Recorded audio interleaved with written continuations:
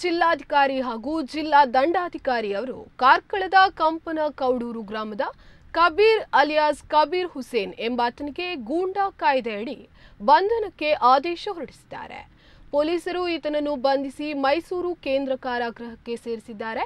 ಕುಖ್ಯಾತ ಗರುಡ ಗ್ಯಾಂಗ್ನ ಸಕ್ರಿಯ ಸದಸ್ಯನೆನ್ನಲಾದ ಕಬೀರ್ 2005ರಿಂದ ಇಲ್ಲಿಯ ತನಕ ಕೊಲೆಯ ಯತ್ನ, ದರೋಡೆ, ಸುಲಿಗೆ, ಕಳ್ಳತನ, ಜಾನುವಾರು ಕಳವು, ಸರ್ಕಾರಿ ಅಧಿಕಾರಿಗಳ ಮೇಲೆ ಹಲ್ಲೆ ಮುಂತಾದ 17 ಪ್ರಕರಣಗಳಲ್ಲಿ ಭಾಗಿಯಾಗಿದ್ದಾನೆ. ಇವುಗಳ ಪೈಕಿ ಈಗಾಗಲೇ 2 ಪ್ರಕರಣಗಳಲ್ಲಿ ಶಿಕ್ಷೆ ಅನುಭವಿಸಿದ್ದು 8 ಪ್ರಕರಣಗಳಲ್ಲಿ ಖುಲಾಸೆ ಹೊಂದಿದ್ದಾನೆ.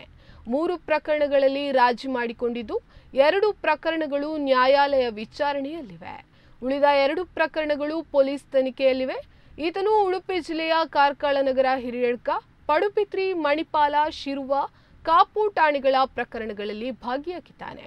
ಉಡುಪಿ ಜಿಲ್ಲೆಯಲ್ಲಿ ಮಾತ್ರವಲ್ಲದೆ ಚಿಕ್ಕಮಗಳೂರು ಜಿಲ್ಲೆಯ ಶೃಂಗೇರಿ ಮತ್ತು ಕೊಪ್ಪ, ದಕ್ಷಿಣ ಕನ್ನಡ ಜಿಲ್ಲೆಯ ವೇಣೂರು, ಮಂಗಳೂರು ನಗರ ವ್ಯಾಪ್ತಿಯ ಸುರತ್ಕಲ್ ಠಾಣೆಯ ಪ್ರಕರಣಗಳಲ್ಲೂ ಭಾಗಿಯಾಗಿದ್ದಾನೆ. ಈತ ಗರುಡ ಗ್ಯಾಂಗ್ನ ಸಕ್ರಿಯ ಸದಸ್ಯನಾಗಿದ್ದಾನೆ ಎಂದು ಪೊಲೀಸರ ಪ್ರಕಟಣೆ ತಿಳಿಸಿದೆ.